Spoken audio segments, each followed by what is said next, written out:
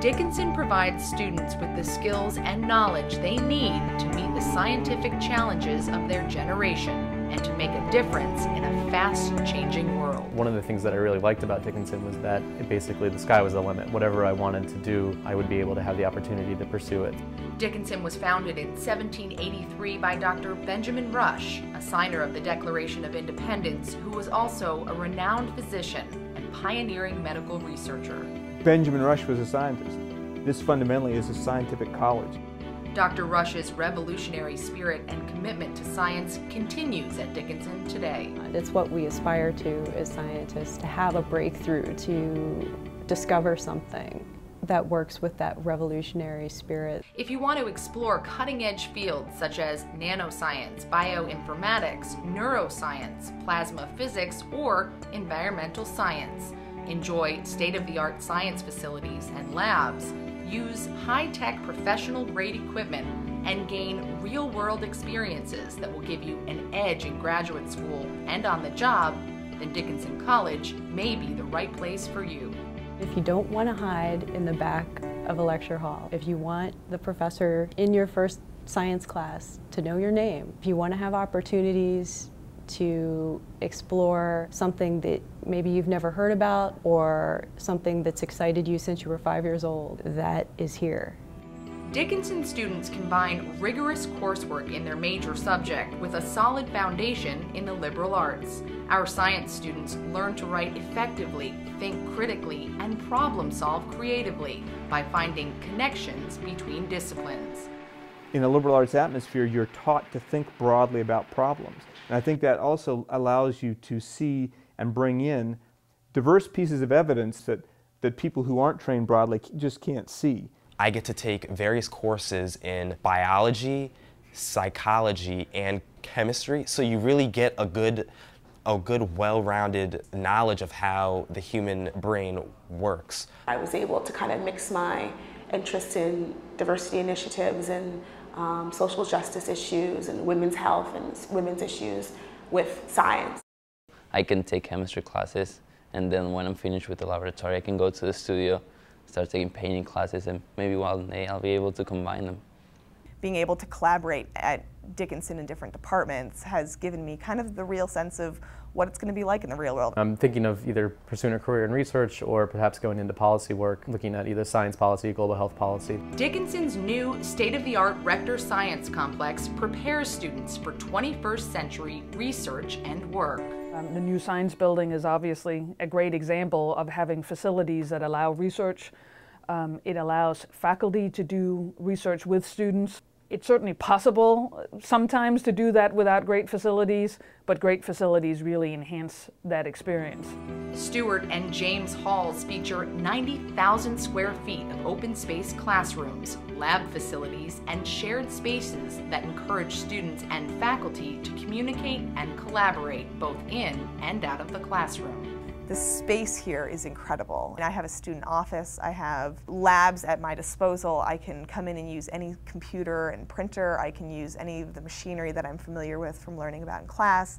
Offices and classrooms are arranged not by individual subjects, but by research partnerships, joining professors and students from different science disciplines.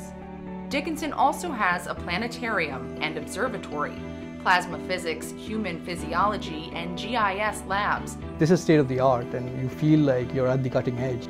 Inside our Rector Science Complex, you'll find high-tech professional-grade equipment. Our students begin to use these powerful resources in their very first lab course. Everything's there for the undergrads. There's no grad students, there's no postdocs, there's no med students that are going to be taking away resources from the undergrads. One of the pieces of equipment that I have in my lab is called an atomic force microscope that my first year student's going to be using later this semester. My senior research is going to be using an XRF, an SEM. Dickinson has learned and understood that there's a value in having students use them. Dickinson students gain practical skills and in-depth knowledge through hands-on educational experiences. The field is our laboratory. In environmental science, we collect data on natural systems, and natural systems are in the field. We were given the opportunity to visit the Chesapeake Bay watershed and the Mississippi River Basin watershed. and see the problems associated with those environmentally and socially, politically, economically. The different aspects that we have at Dickinson, like Alarm or like the Treehouse or like the Organic Farm, really give us skills in communicating with people, something that you can't really learn in the classroom.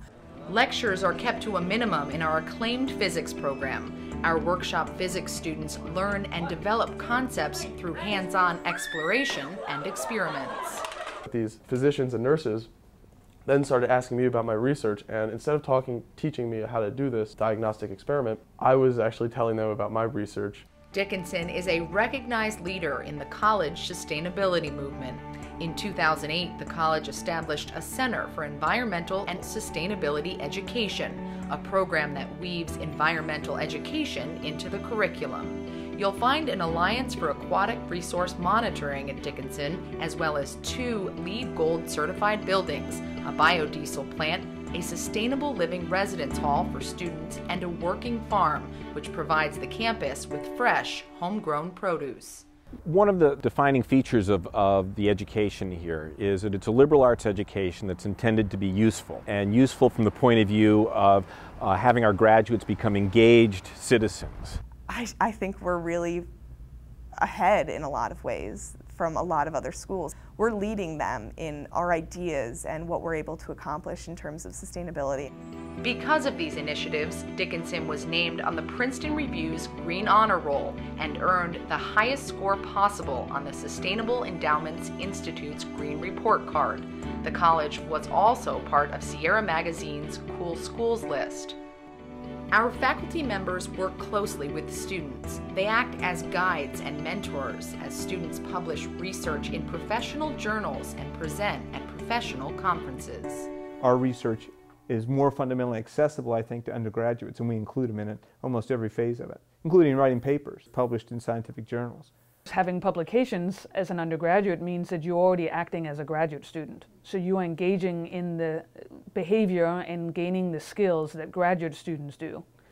Students also conduct field work with their professors. Some students gather data regionally in nearby streams, mountains, and trails. Students also conduct field work in exotic locations such as Montserrat, Iceland, Costa Rica, and Guam. UCLA cultivates these bacterial samples and sends cloned vectors to us, and then we sequence them and trying to find basically new bacteria. This is just a matter of great pride for the student to be able to say, I've contributed to science, and not everybody can say that.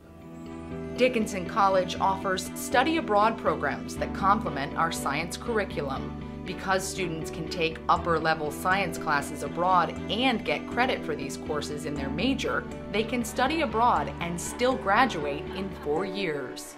When you're a science major, it's hard to travel abroad, and at Dickinson, not only are you able to travel abroad, but the courses that you take are able to count towards your major. Students went with their professors to Venezuela and stayed at a collective farm to compare sort of what's being done there to change the way we operate our farm here. Dickinson is a gateway to the world, and I think it'll always be that way. Dickinsonians go places.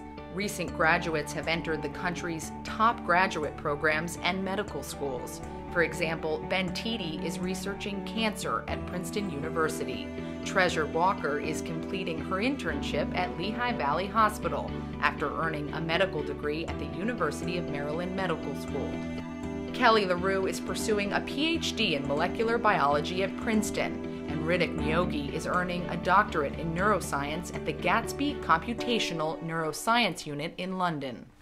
The fact that I'm able to do this research and the fact that I was able to go to Ireland and work in a hospital and really not have to have very much initial direction really proves that I've accomplished something here. Coming into Princeton, I felt extremely well prepared having gone to Dickinson. I think that a lot of my classmates that had gone to big, Ivy League institutions had great lecture courses and things like that, but they really didn't have the hands-on experience that I had. Our graduates excel in the workplace as well. Dickinson alumni are employed at major private and government institutions such as ExxonMobil and the National Institute of Health. And Chad Merkin from the class of '86 was recently appointed by President Obama to the President's Council of Advisors on Science and Technology. These accomplished scientists are part of a worldwide alumni network that can benefit Dickinsonians throughout their careers. If you want to do something, you can do it. There's really no one stopping you from reaching however high you want to go.